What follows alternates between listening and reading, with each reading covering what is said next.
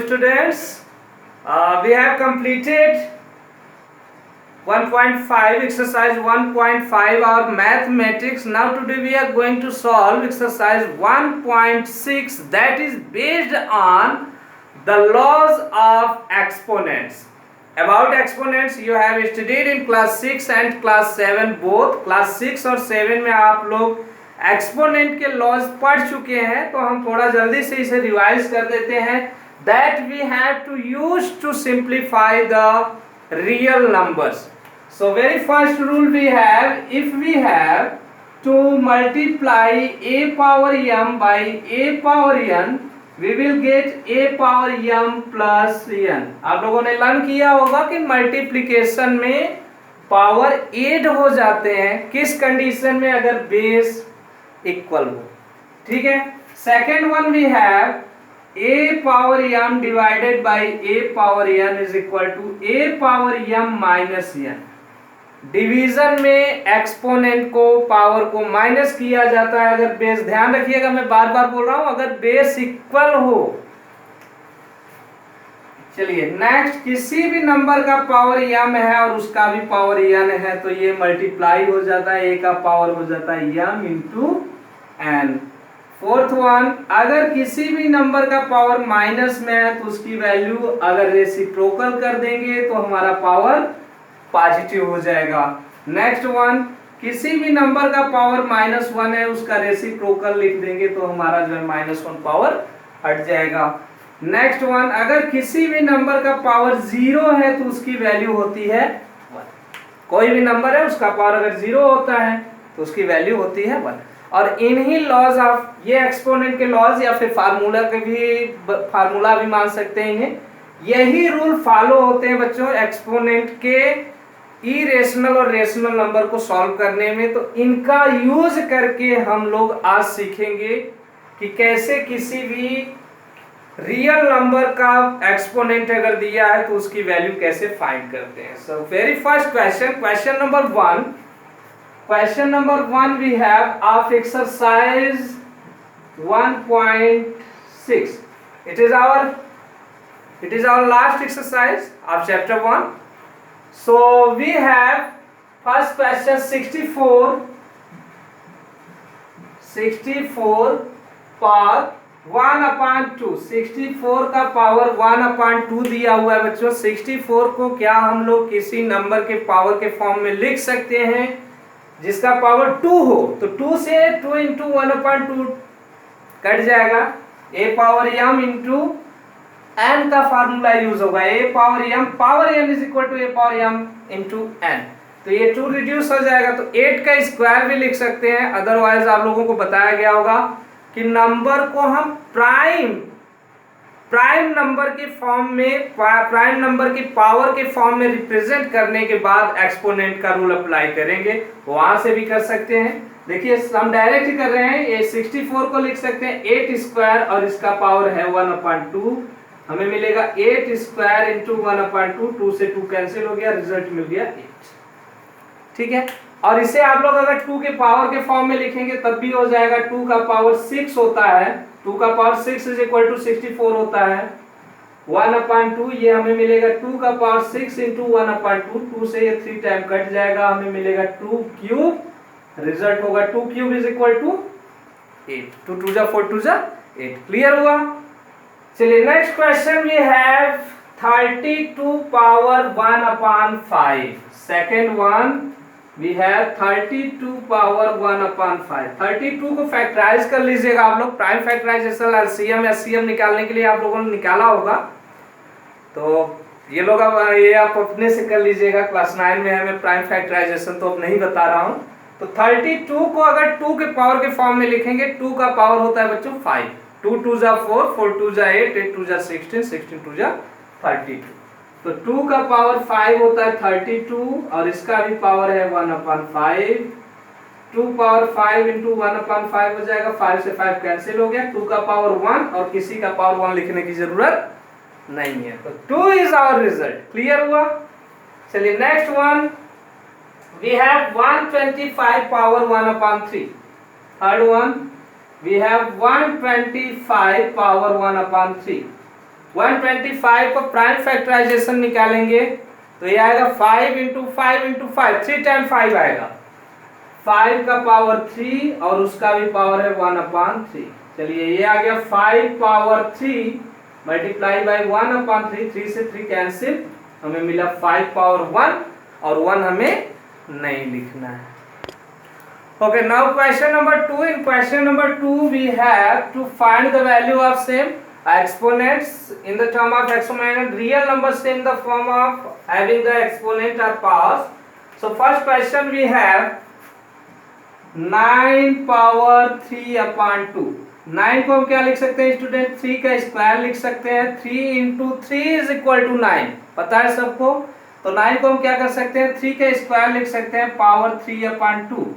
ये हो जाएगा 3 पावर स्क्वायर इंटू 3/2, 2 से 2 कैंसिल, हमें मिला 3 का क्यूब, और 3 का क्यूब क्या होता है? 3 3 जा 9, 9 3 जा 27, दैट इज आवर आंसर। ठीक है, now second one, second we have 32 power 2/5।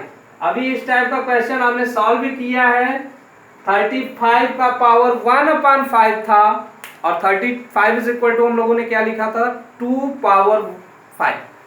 तो यहाँ सेम वही 2 पावर 5 लिख लेंगे, इसका भी पावर क्या हो जाएगा? 2/5, हमें मिलेगा 2 पावर 5 इंटू 2/5, 5 5 कैंसिल, हमें मिला 2 power 2, 2 square is equal to 4।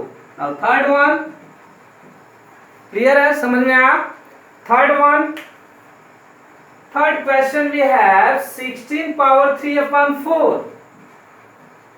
16 power 3/4, 16 is equal to बच्चों 2 इंटू 2 इंटू 2 इंटू 2, 4 टाइम, तो 2 पावर 4 और इसका भी पावर है 3/4। We will get 2 power 4 into 3/4, 4 से 4 कैंसिल, 2 का क्यूब हो गया 2 पावर 3 यानी 2 का क्यूब, 2 2 जा 4 2 जा 8, ये हमारा आंसर हो गया। चलिए इसी में फोर्थ क्वेश्चन है हम लोगों के पास, 125 पावर -1/3। 125 पावर -1/3, 125 को हम क्या लिख सकते हैं? 5 का क्यूब, इसका पावर है -1/3, हमें मिलेगा 5 का क्यूब इंटू -1/3, 3 से 3 कैंसिल हो गया, हमें मिलेगा 5 पावर -1। और किसी भी नंबर का पावर अगर माइनस होता है बच्चों, उसकी वैल्यू क्या होती है? Reciprocal of the number. 5 - 1 हो जाएगा हमारे पास 1/5। Now question number 3, first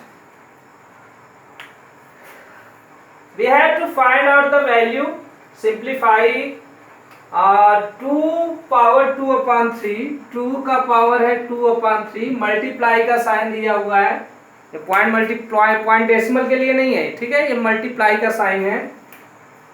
2 power 1/5। तो in multiplication students you know the laws of exponent, जानते हैं सब लोग। a power m into a power n is equal to क्या होता है? a power m plus n। Base same है, 2 है दोनों का बेस सेम है, पावर क्या होंगे? 8 हो जाएंगे। 2/3 प्लस 1/5, 2/3 1/5 फ्रैक्शन ऐड करने आता है आपको, ये 3 और 5 का एलसीएम लेंगे उसके बाद ऐड करेंगे, तो 2 का पावर हो जाएगा 15, 3 5 जा 15, तो 2 5 जा 10, 5 3 जा 15, देन 1 5 जा 5, तो 2 का पावर हो जाएगा हम लोगों का 15/15, 15 से 15 कैंसिल हो गया, 2 का पावर 1, 1 नहीं लिखेंगे, हमें रिजल्ट क्या मिला? 2। क्लियर हुआ? क्लियर है? ओके, नेक्स्ट वन,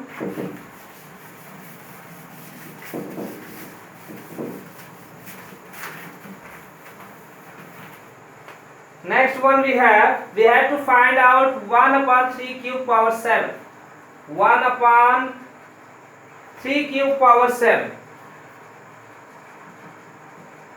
1/3 क्यूब और इसका भी पावर है बच्चों 7। तो इसे हम क्या लिख सकते हैं?